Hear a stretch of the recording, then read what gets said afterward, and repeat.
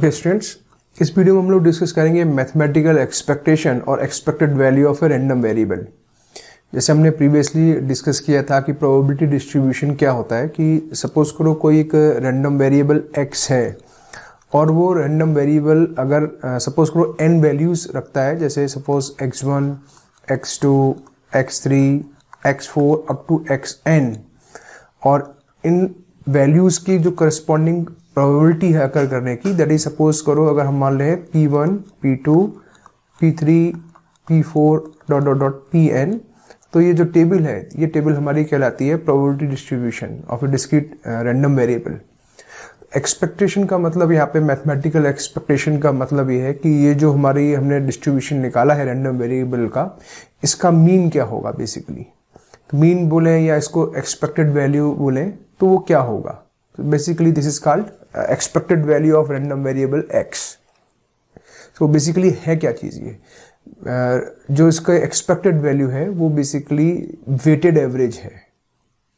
ठीक है, weighted average का मतलब सपोज कीजिए, जैसे हमको ऑलरेडी पता है लेकिन मैं फिर से रिकॉल करा देता हूँ। सपोज करो हमारे पास n नंबर्स हैं, n1, n2, n3, या सपोज करो let us suppose we have 4 numbers n4, और हमें इन नंबर्स का अगर मीन निकालना है तो इन नंबर्स का मीन अगर n बार होगा तो this is given by summation ni divided by 4, और in general we can say n1 plus n2 plus n3 plus n4 divided by 4। तो ये तो इनका सिंपल एवरेज हो गया।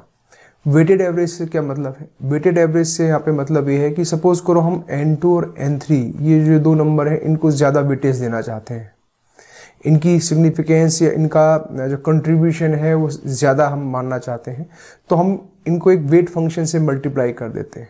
तो वेटेड एवरेज को अगर मैं यहाँ पे NW से रिप्रेजेंट करूँ तो इसकी वैल्यू हो जाती है this is A1 N1 plus A2 N2 plus A3 N3 plus A4 N4 divided by this is A1 plus A2 plus A3 plus A4।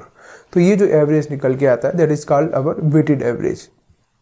अगर हम चारों के चारों नंबर्स को इक्वल वेटेज दें तो यानी A1, A2, A3, A4 सारे के सारे इक्वल हो जाए और इक्वल टू 1 हो जाए, तो ये फॉर्मूला हमारा इसी फॉर्मूले में कन्वर्ट हो जाएगा।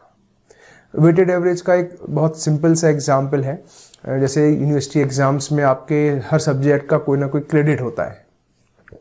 तो सपोज करो हमारे पास जैसे आपने देखा भी होगा कि मैथमेटिक्स का सपोज करो 4 क्रेडिट का सब्जेक्ट है, डिस्क्रीट मैथमेटिक्स सपोज करो 4 क्रेडिट का सब्जेक्ट है। इसी तरह से कोई सब्जेक्ट ऐसे होते हैं जिनका क्रेडिट 3 होता है, जो लैब्स होती हैं उनका क्रेडिट 2 होता है या 1 होता है। तो जब परसेंटेज कैलकुलेशन की जाती है तो उसमें जो भी आपके मार्क्स आए हैं उन मार्क्स को हम क्रेडिट से मल्टीप्लाई करके ऐड करते हैं, बाद में टोटल क्रेडिट से डिवाइड कर देते हैं कि कितना एवरेज आपका क्रेडिट का आ रहा है। इस तरह से कैलकुलेशंस होती है। तो basically credit system is a weight, जो क्रेडिट है that is are the weight function, और इनका इफेक्ट भी पड़ता है। जैसे फॉर एग्जांपल किसी स्टूडेंट के 2 सब्जेक्ट हैं, मैं अगर नाम दूं S1, और S1 का जो क्रेडिट है 2 क्रेडिट का सब्जेक्ट है, और S2 एक सब्जेक्ट ये है, इसका सपोज करो S1 का credit I am taking 4 credit और S2 का क्रेडिट 2 है, और हमसे कहा जाए कि व्हाट इज द परसेंटेज अगर हमें कैलकुलेट करना हो। तो सपोज करो एक स्टूडेंट्स के 4 क्रेडिट के सब्जेक्ट में मार्क्स आए 60 और 2 क्रेडिट के सब्जेक्ट में मार्क्स आए 75। तो इस केस में अगर हम this is out of 100 basically, तो इस केस में अगर हम परसेंटेज निकालना चाहें कि परसेंटेज क्या आने वाली है, then how we do this. So in this case हम मल्टीप्लाई करेंगे क्रेडिट की नंबर्स के साथ, तो ये हो गया हमारा 240, और यहाँ पे जब मल्टीप्लाई करेंगे 75 मल्टीप्लाई बाई 2 दैट इज 150, इनको जब ऐड किया दिस इज 390, और यहाँ पे अगर हम परसेंटेज निकालें यानी कि मीन निकालें, this is not percent basically this is mean निकालेंगे, तो 390 डिवाइडेड बाई टोटल क्रेडिट 6, तो ये हो जाएगा हमारा आई थिंक 65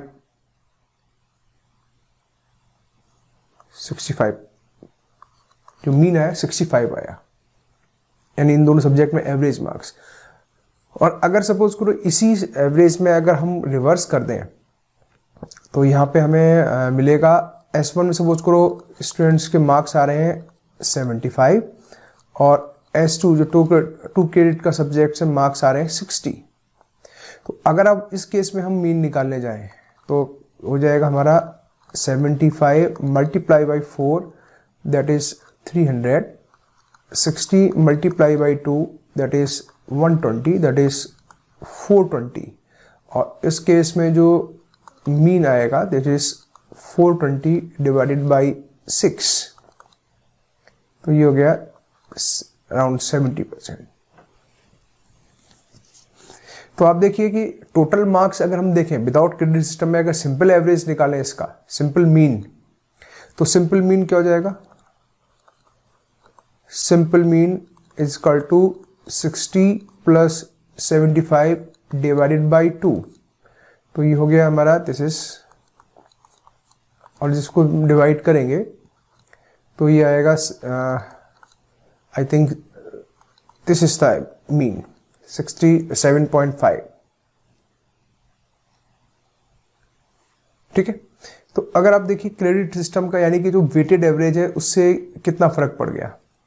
एक्चुअल में जो हम सिंपल मीन निकाल रहे हैं दिस सिंपल मीन इज 67.5, और जब हम इस मीन को क्रेडिट सिस्टम के यानी वेटेड निकाल रहे हैं, यानी कि जब हम वेट की बात कर रहे हैं कि S1 हमारा 4 क्रेडिट का सब्जेक्ट है, S2 हमारा 2 क्रेडिट का सब्जेक्ट है, तो उस केस में जो हमारा परसेंटेज निकल के आ रही है that is 65।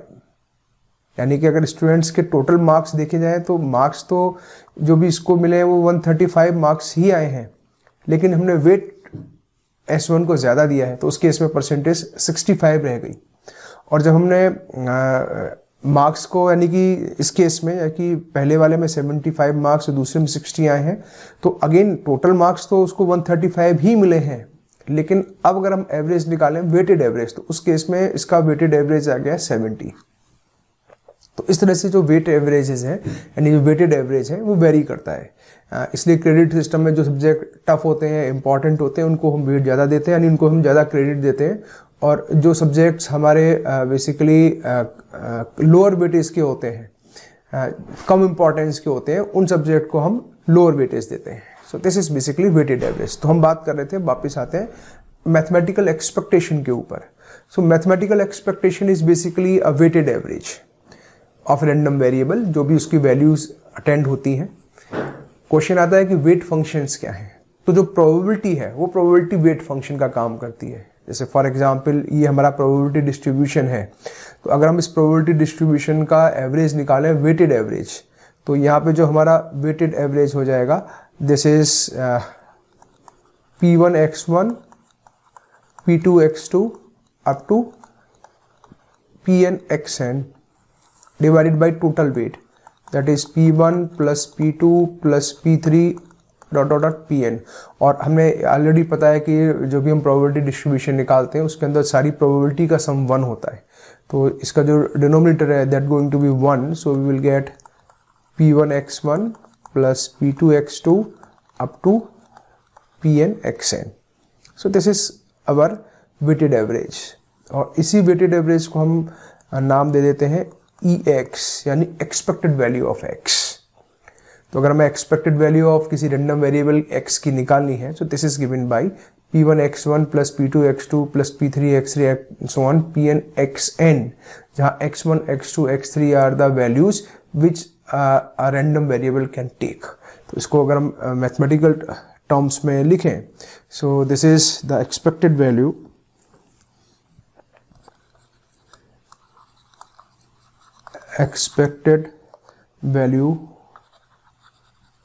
of a discrete random variable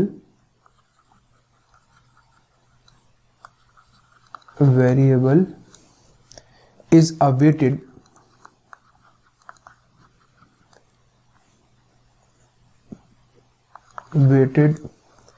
average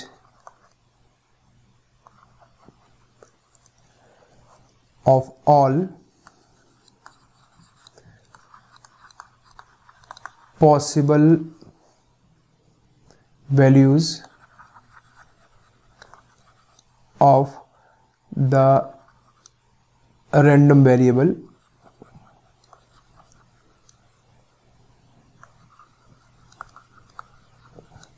where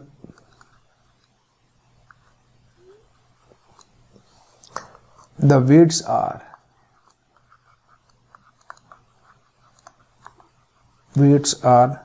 the probabilities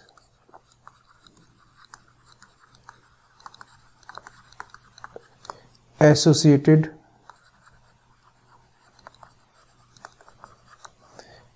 with corresponding values। ठीक है, तो ये मैंने ऑलरेडी समझाया ही हुआ है, इसको फिर से लिख लेते हैं। If x denotes a discrete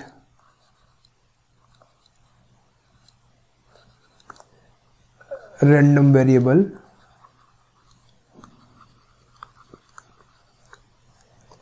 which takes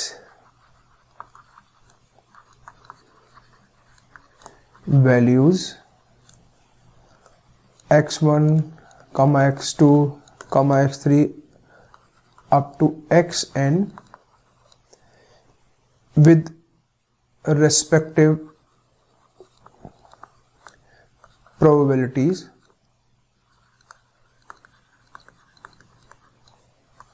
p1, p2, p3 dot pn, where summation pi is equal to 1, यानी इन सारी probabilities का सम 1 है। 1 the mathematical expectation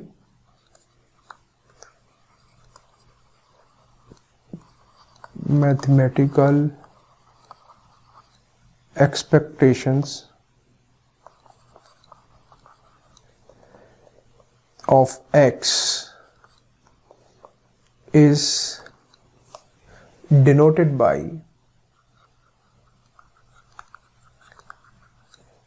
ex and given by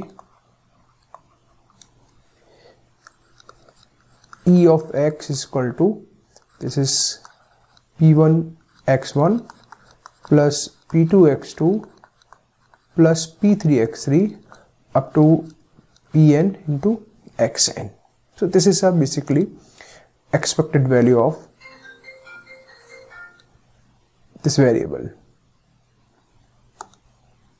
that is expected value of random variable capital X। तो इसको अगर आप summation के form में लिखना चाहो तो this can be written in the form of summation itself.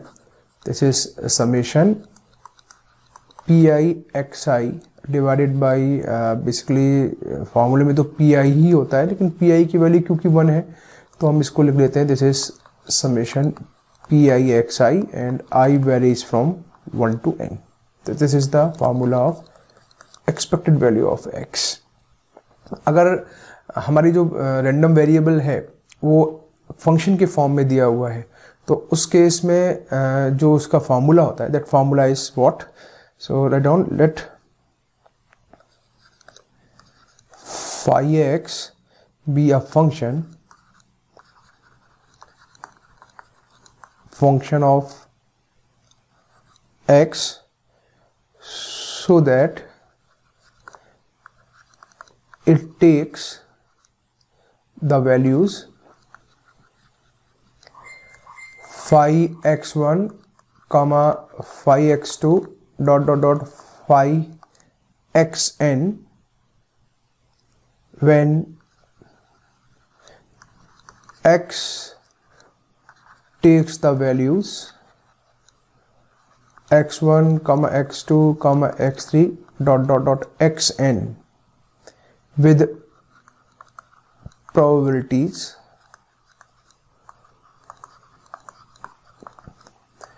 p1 comma p2 comma p3 dot pn, then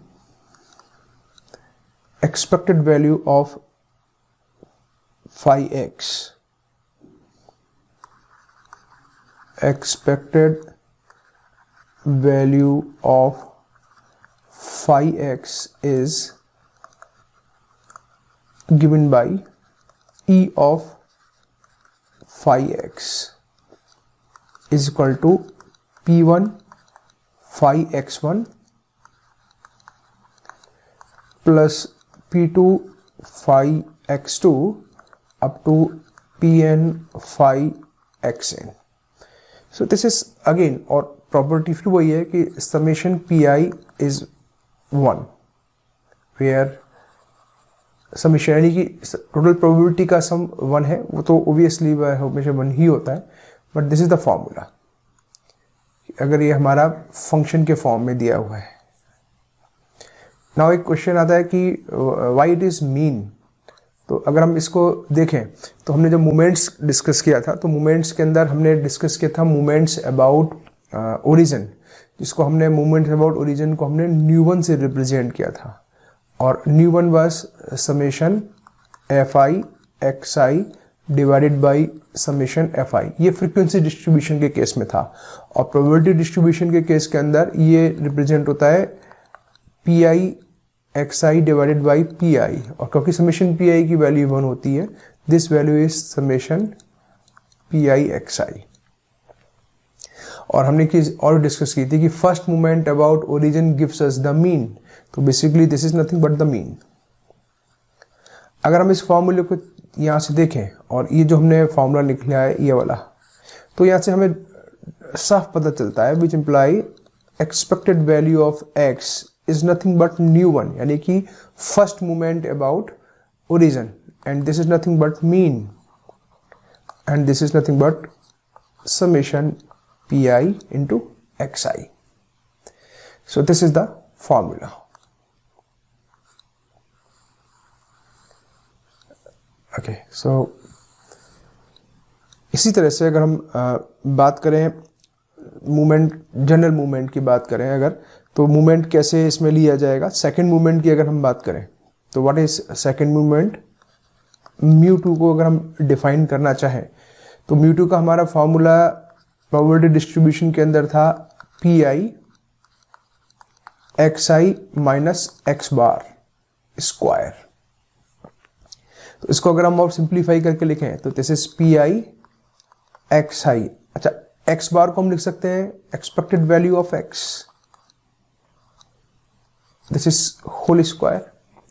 तो अगर हम इस पूरे फॉर्मूले को गौर से देखें तो this is nothing but this is expected value of x minus e x का होल स्क्वायर, क्योंकि एक्सपेक्टेड वैल्यू ऑफ एक्स का मतलब यहाँ पे अगर हम देखें तो expected value of x is sigma p i x i, यानी यहाँ पर जो भी हमारा एक्स वेरिएबल लिखा हुआ है हमने उसका उसे मल्टीप्लाई कर दिया x1 x2 x3।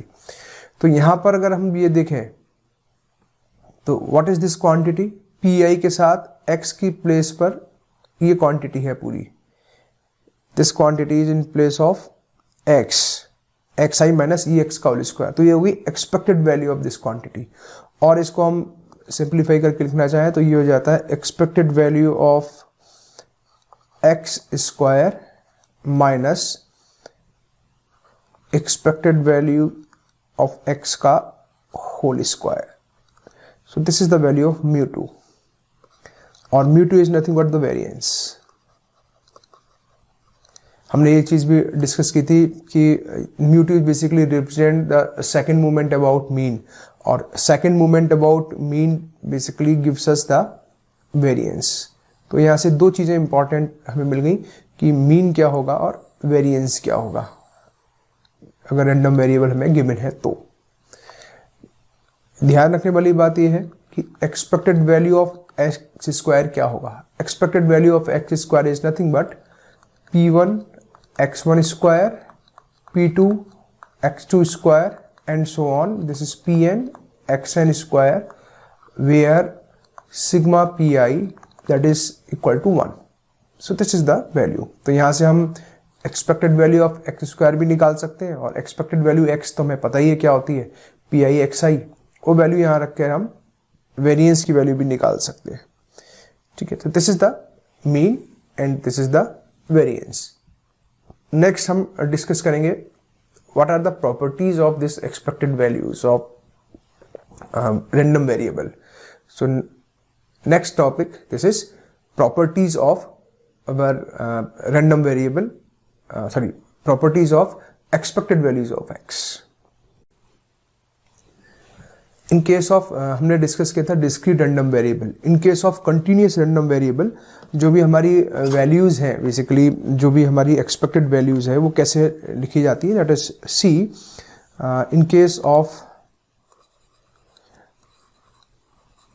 in case of continuous random variable,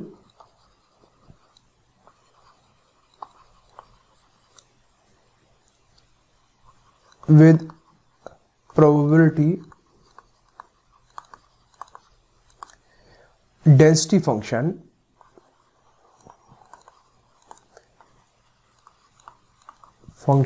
fx, we have expected value यानी e of x is equal to minus infinite to plus infinite x fx into dx is equal to minus infinite to infinite. Basically this is itself perfect.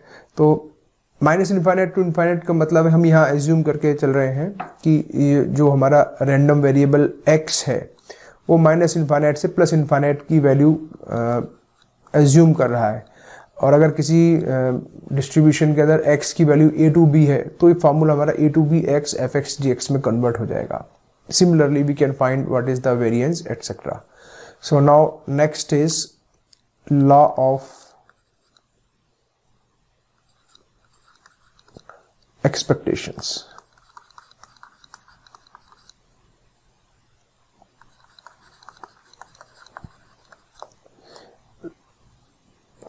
या इसको हम बोलते हैं law of expectation. तो law of expectation का मतलब है properties कह सकते हैं इसको। So this is the first properties. If c is constant then expected value of c is equal to c. c is constant का मतलब है कि random variable एक constant value रखता है। तो हम इस लॉ को बहुत आसानी से प्रूव कर सकते हैं with the help of this formula। हम यहाँ पे मान के चल रहे हैं कि phi x is constant function, तो यहाँ से हमें मिल जाएगा this is let phi x is equal to c, then expected value of phi x is equal to p1 phi at c या x1 मान लो plus p2 phi x2 up to pn phi of xn. So which implies expected value of c is equal to p1 into c, p2 into c, p3 into c up to pn into c. c common आ गया, this is p1 plus p2 plus p3 up to pn, और total probability का sum क्योंकि 1 होता है, this is c। तो यहां से मिल गया expected value of c is equal to c. The first property is proved. Okay, so now we go for the second law. What second law says, if a is constant, then expected value of ax is equal to a expected value of x. So this is simple property. इसका अगर हम proof देखें, so the proof of this is take the value e of ax, अगर हम इसको expand करें तो ये हो जाएगा p1 a1x plus P2 AX2 plus P3 AX3 up to Pn A of xn. So we take A as a common, so we will get P1 x1 P2 x2 up to Pn xn, और ये जो Pn xn bracket के अंदर जो भी quantity लिखी है, this is nothing but the expected value of x. So this is the property. So this is very simple. So third law is basically this third law is again very simple law. This is third. If x and y are two random variables,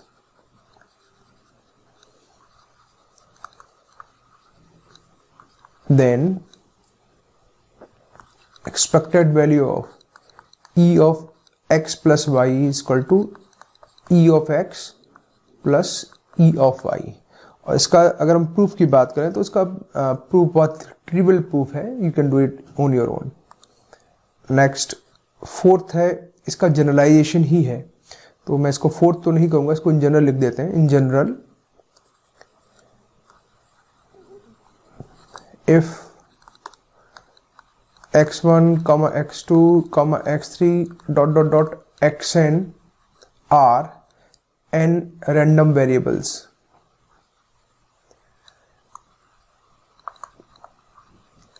then e of x1 plus x2 plus x3 dot dot dot xn is equal to e of x1 plus e of x2 up to e of xn. Now this is the fourth law. If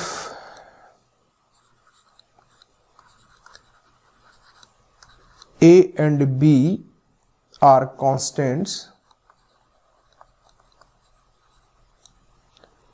then expected value of ax plus b is equal to a e to expected value of x plus b. This is a trivial proof. ये पहले वाली जो properties पढ़ी है उन्हीं का combination है. You can do on your own. Now the fifth property, and this fifth property is a very important one. If x and y are two independent random variables,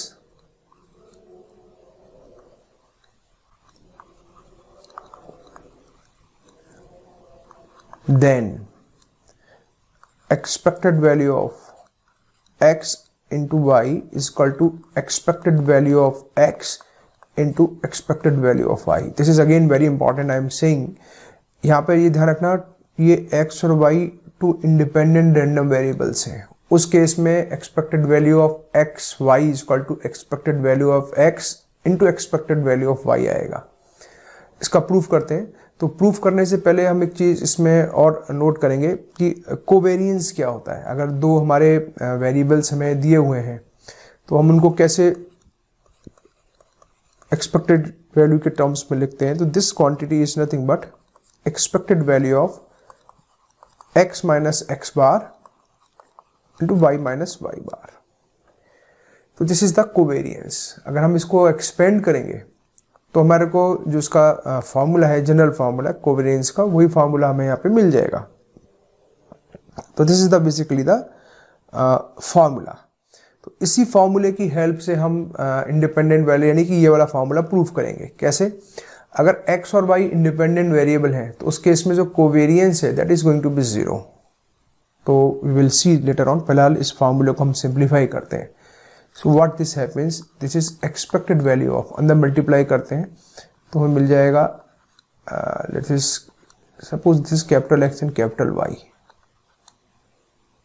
this is capital Y, this is capital Y. So this is x by minus x y bar minus x bar by plus x bar into y bar. Expectation की properties जो हमने previous discuss की उनको यहाँ पे apply कर दिया. We will get expected value of x into y. Since x bar और y बार ये मीन है x और y के, तो ये नंबर होंगे, कांस्टेंट नंबर्स होंगे. मीन होगा जो भी कांस्टेंट होगा तो वो कांस्टेंट की तरह ट्रीट होगा.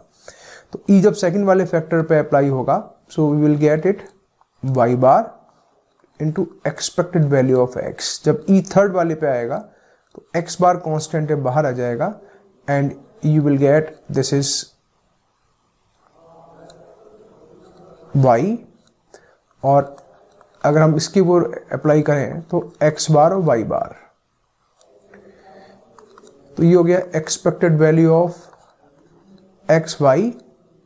अब अगर हम बात करें इस टर्म को, अगर हम देखें, so this term is nothing but x bar, क्योंकि e of x means mean. तो यहां से मिल गया x y bar bar. Similarly यहां से मिल गया हमें एक्स बार वाई बार. और ये पहली प्रॉपर्टी हमने डिस्कस की थी कि कांस्टेंट अगर कोई फंक्शन है तो उसका जो एक्सपेक्टेड वैल्यू होगी वो सेम हो जाएगी. तो सिमिलरली यहां से हो जाएगा एक्स बार वाई बार. तो ये कैंसिल आउट हो गया और यहां से हमें मिल गया this is expected value of x y minus expected value of x into expected value of y. क्यों? क्योंकि एक्स बार और वाई बार तो उसको हम ई एक्स और ई वाई लिख सकते हैं. तो यहां से हमें मिल गया covariance of x comma y is what? This is e x y minus e x into e Y.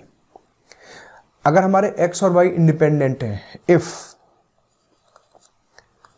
x and y are independent, then covariance zero हो जाएगा. Covariance of x comma y is equal to zero. Let us suppose this is question number, I am assuming this is 1. Then 1 becomes e of xy minus expected value of x into expected value of y is equal to 0. So which implies e of xy is equal to expected value of x into expected value of y. और यही हमें proof भी करना था इस result के अंदर कि अगर ये सारे x और y दोनों के दोनों इंडिपेंडेंट वेरिएबल्स हैं, रैंडम वेरिएबल्स, तो उस केस में इनका जो प्रोडक्ट होगा उसकी जो एक्सपेक्टेड वैल्यू होगी वो दोनों की एक्सपेक्टेड वैल्यूज के मल्टीप्लिकेशन के बराबर होगी. In general if x1, x2, x3 dot dot dot xn are n random variables,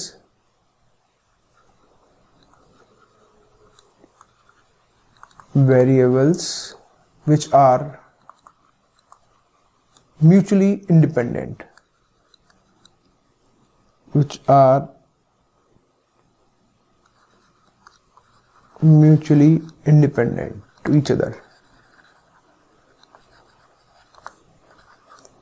to each other, then तो इन generalisation mutually independent to each other का मतलब है x1, ये x2, x3, x4, xn सभी के साथ इंडिपेंडेंट है. इसी तरह से x2 भी हर एक के साथ इंडिपेंडेंट है. सिमिलरली x3 ये भी हर एक के साथ इंडिपेंडेंट है. तो ये सारे के सारे एक दूसरे के साथ इंडिपेंडेंट है. तो उस केस में expected value of x1 into x2 into x3 dot dot dot xn is equal to e of x1 e of x2 dot dot dot e of xn, ये हो जाएगा. और जो नेक्स्ट इसमें रूल हम डिस्कस करने वाले हैं, this is rule number 6th is generalization. 6th rule says basically expected value of x1 plus minus x2 plus minus x3 plus minus dot dot dot plus minus xn is equal to e of x1 plus minus e of x2 plus minus dot dot dot e of xn। यानी अगर इन variables के पीछे plus का sign है तो plus का sign और minus का साइन है तो माइनस का sign. This is the general formula. Next we will discuss what is the variance of two variables, यानी कि अभी तक हमने डिस्कस किया है यहाँ पर एक्सपेक्टेड वैल्यूज यानी कि मीन के बारे में। नेक्स्ट हम डिस्कस करेंगे वेरिएंस के बारे में कि वेरिएंस कैसे निकालेंगे।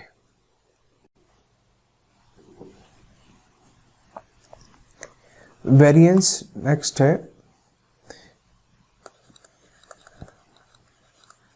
वेरिएंस ऑफ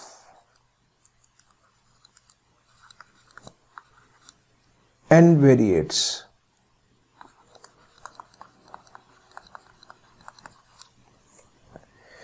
तो write down, we can show that if x1 comma x2 comma x3 dot dot xn are n variates with variances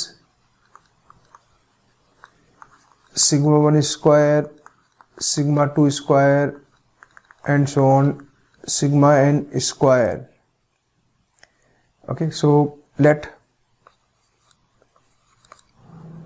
u is a variable जो इन सारे के सारे वेरिएट्स का लीनियर कॉम्बिनेशन है, यानी मैं इसको जनरलाइजेशन में हम लोग इसको सॉल्व करने जा रहे हैं।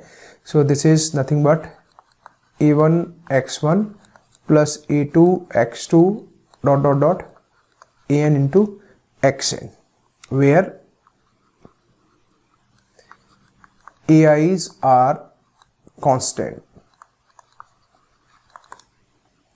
okay, so in this case अगर हम expected value की बात करें, expected value of u is basically expected value of a1 x1 plus a2 x2 up to an xn। so this is a1 e of x1 plus a2 e of x2 up to an e of xn। this is basically eu। let us suppose this is equation number 1। ये हमने already जो पहले properties पढ़ी उस property का use किया है। Now u minus eu, u की वैल्यू ये लिखी हुई है, या इसको मान लेते हैं इक्वेशन नंबर 1 और ये होगी इक्वेशन नंबर 2। तो u माइनस eu को अगर हम करेंगे तो this quantity minus this quantity, तो इसमें से a1 पहले वाले में से कॉमन हो गया, x1 minus e of x1, similarly a2 x2 minus e of x2 and so on an xn minus e of xn। this is the suppose equation number 3rd। now we will square equation number 3, squaring equation number 3 both sides। so we get u square is equal to, हमें a plus b plus c का whole square पता है, इसी तरह से a plus b plus c plus d का whole square निकाल सकते हैं, यानी कि इन सारे टर्म्स का इन सारे टर्म्स का स्क्वायर होगा और 2 के मल्टीप्लिकेशन के साथ ये सारे टर्म्स एक दूसरे के साथ आएंगे। तो इसका जब हम स्क्वायर करेंगे so we will get a1 square x1 minus e of x1 square, a2 square x2 minus e of x2 square up to an square xn minus e of xn square plus 2 times के साथ 2 इसे a1 a2, तो x1 e of x1 into x2 minus e of x2 plus अब a1 का a3 के साथ multiplication, तो 2 times a1 a3, this is x1 minus e of x1 into x3 minus e of x3 and so on, a का सारे variables के साथ, फिर a2 का सारे वेरिएबल्स के साथ, फिर a3 का सारे वेरिएबल्स के साथ, and so on. Last term जो आएगा that is 2 times an minus 1 into an xn minus 1 minus e of xn minus 1 into xn minus e of xn. So let us suppose this is equation number 4. Now taking the expected value of equation number 4. Taking expected values of equation number 4 both sides. तो यहां मिल जाएगी value expected value of u minus u square whole square is equal to, जब हम right hand side में expected value लेंगे तो right hand side में जो भी हमने लॉ अभी तक डिस्कस किए हैं उनकी प्रॉपर्टीज लगाएंगे तो हमें मिल जाएगा पहला term a1 expected value of x minus e of x1 square plus second term मिलेगा a2 expected value of x2 minus e of x2 whole square and up to last में यहाँ पे होगा an square, this is square, again this is square, expected value of xn minus e of xn whole square plus 2 times a1 a2 expected value of x1 minus e of x1 into x2 minus e of x2 and so on. Last term में 2an minus 1 into an expected value of xn minus 1 minus e of xn minus 1 into xn minus e of xn। अगर हम इसके वैल्यू को देखें, this is nothing but the variance of u, so this is variance of u is equal to a1 square. This quantity is nothing but the variance of x1, variance of x1. Similarly a2 square, variance of x2 up to last में an square, variance of xn plus, अगर हम अब इस quantity को देखें, ये quantity, तो ये कोवेरियंस बन गया। अगर हमने ऊपर डिस्कस किया था कोवेरियंस, जहां लिखा था look at here, this is the covariance. तो अगर हम कोवेरियंस को ऐसे भी लिख सकते हैं, e of x minus expected value of x into y minus expected value of y, क्योंकि मीन को हम एक्सपेक्टेड वैल्यू से रिप्लेस कर सकते हैं। तो वही चीज यहां पर है इस इक्वेशन के अंदर। So plus 2a1 a2 covariance of x1 x2 plus 2a1 a3 covariance of x1 and x3 and so on, last में 2an minus 1 into an covariance of xn minus 1 xn। तो दिस इज इक्वेशन नंबर 6 और ये हमारा basically जो formula है वो formula हमारा बन गया। U is the basically linear combination of n random variable and discrete random variable basically. So this is basically ये फॉर्मूला बोथ केसेस में डिस्क्रीट और कंटिन्यूस दोनों के केस में वर्केबल है। तो मैंने यहाँ पे तो इसको डिस्क्रीट के केस में लेके सिंप्लीफाई किया है।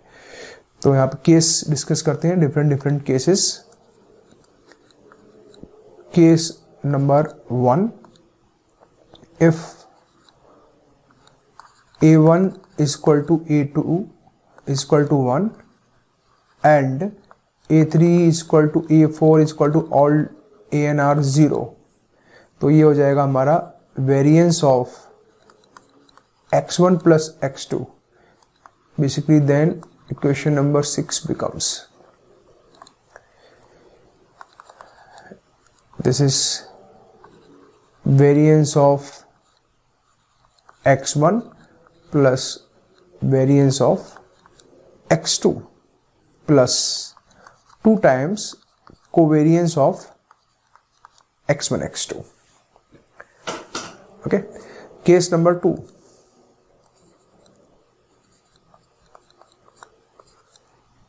This says if a1 is equal to 1, a2 is equal to -1 and a3 is equal to a4 is equal to a5 ... is equal to an is equal to 0, then 6 becomes variance of x1 minus x2 is equal to variance of x1 plus variance of x2 minus 2 times covariance of x1 comma x2. Case number 3rd.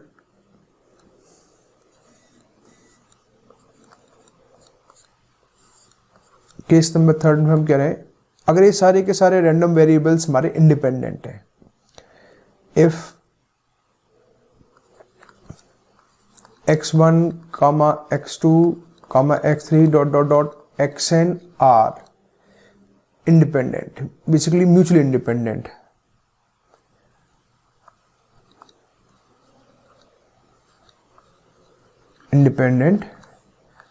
then 6 becomes. अगर ये independent होंगे तो covariance इनके बीच का 0 हो जाएगा. तो ये जो इक्वेशन नंबर 6 के अंदर जितने भी फैक्टर्स जिनमें कोवेरियंस लिखा है वो सारे 0 हो जाएंगे.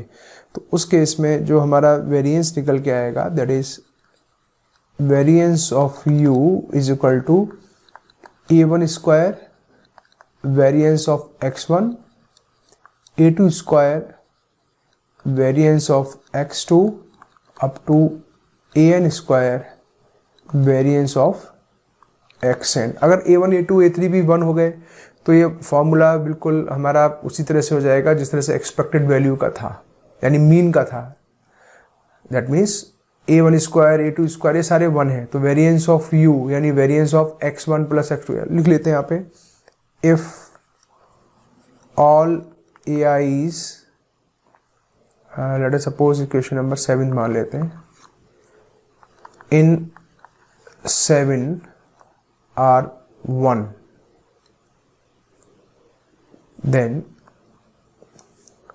variance of x1 plus x2 plus x3 ... xn is equal to variance of x1 plus variance of x2 up to variance of xn. ध्यान रखना ये सारे के सारे तब होगा जब इंडिपेंडेंट है, म्यूचुअली इंडिपेंडेंट. हमारा जो फॉर्मूला एक्सपेक्टेड वैल्यू के लिए था उसमें कोई कंडीशन नहीं थी, लेकिन वेरिएंस के केस में तो ये इंडिपेंडेंट होगा तब आएगा. और अगर इंडिपेंडेंट नहीं हुए तो साथ में कोवेरियंस वाले फैक्टर इसमें ऐड हो जाएंगे. Okay, so this is our theoretical part. Next video में हम लोग क्वेश्चन डिस्कस करेंगे इसके. Thank you very much.